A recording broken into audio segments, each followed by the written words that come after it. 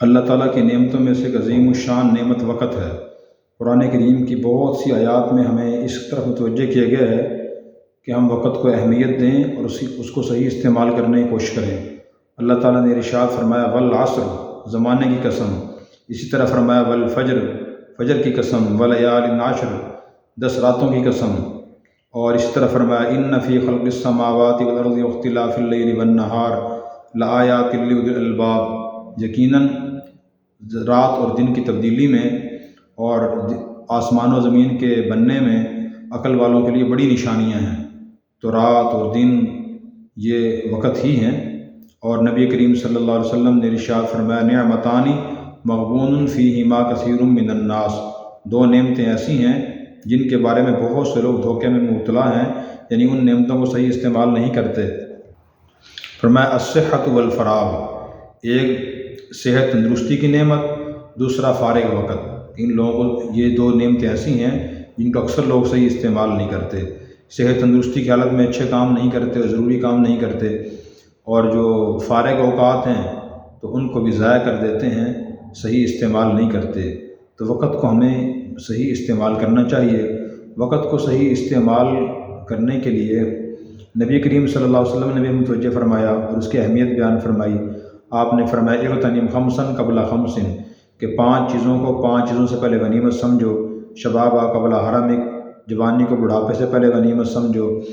وصحتا قبل سقمک، اور اپنی تندرستی کو بیماری سے پہلے غنیمت سمجھو۔ وفراغا قبل شغلک، اور اپنی فرصت کے اوقات کو، فارغ اوقات کو مصروفیت سے پہلے غنیمت سمجھو۔ وغنا قبل فقرک، اور اپنی خوشحالی کو جس درجے کی بھی ہو تنگ دستی سے پہلے غنیمت سمجھو۔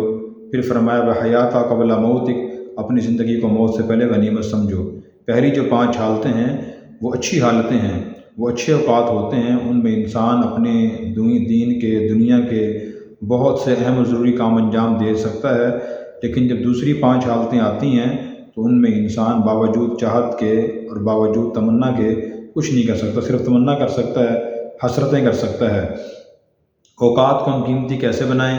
تو اس کے لیے سب سے پہلے ہمیں اپنا نظام الاوقات بنانا چاہیے، اور نمبر 2 ہمیں اپنے زندگی کے اہم کاموں کی فہرست بنانی چاہیے کہ زندگی میں نے کون کون سے اہم کام انجام دینے ہیں، یا زندگی کے جس مرحلے میں کھڑا ہوں اس وقت کے اس مرحلے کے تقاضے کیا ہیں۔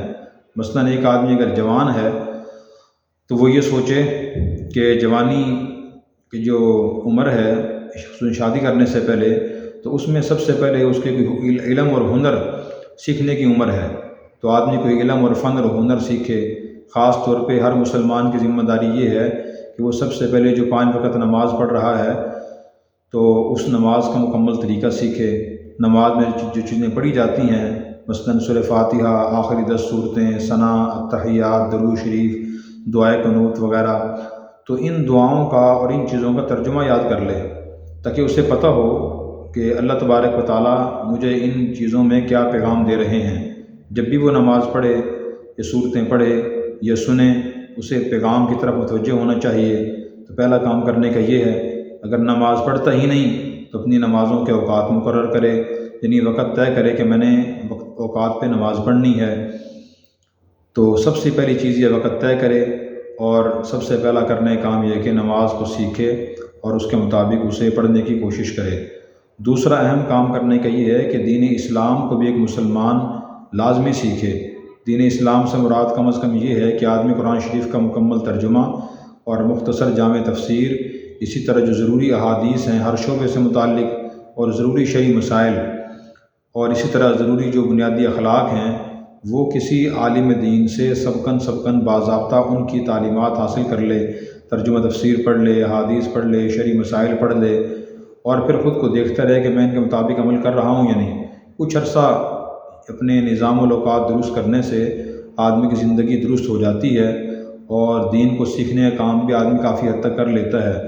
مجموعی صورتحال یہ ہے کہ مسلمان اس کا ارادہ ہی نہیں کرتا کہ دین بھی کچھ سیکھنے کی چیز ہے یا نہیں، بلکہ وہ غفلت میں وقت گزار دیتا ہے۔ نماز پڑھتا ہے تو بغیر سیکھے غلط سلط پڑھتا ہے، قرآن پڑھتا ہی نہیں، یا پڑھتا ہے تو سمجھتا نہیں ہے، سمجھتا ہے تو پھر صحیح طریقے سے نہیں سمجھتا، صحیح طریقے سے نہیں پڑھتا۔ اسی طرح اپنی زندگی کے جو اور فرائض ہیں مثلاً رزق حلال کے لیے بھرپور کوشش، بندوں کے حقوق، ماں باپ کے، بہن بھائیوں کے، بیوی بچوں کے، رشتہ داروں کے جو حقوق ہیں، صلہ رحمی ہے، انسان ان کو بھرپور طریقے سے انجام دینے کی کوشش کرے۔ تو یہ نظام الاوقات اگر آدمی بنا لے تو بندے کے اوقات قیمتی بن جاتے ہیں اور ضروری کام انجام دے سکتا ہے۔ اور اگر بندہ نظام الاوقات نہ بنائے، ضروری کاموں کی لسٹ نہ بنائے، ان کی طرف متوجہ نہ ہو، پھر بعض اوقات وقت کو ضائع کر رہا ہوتا ہے اور وقت کو قیمتی نہیں بناتا، فضول کام مصروف ہوتا ہے۔ اللہ تعالی ہمیں اپنے اوقات کو قیمتی بنانے کی اور وقت کو صحیح استعمال کرنے کی توفیق عطا فرمائے۔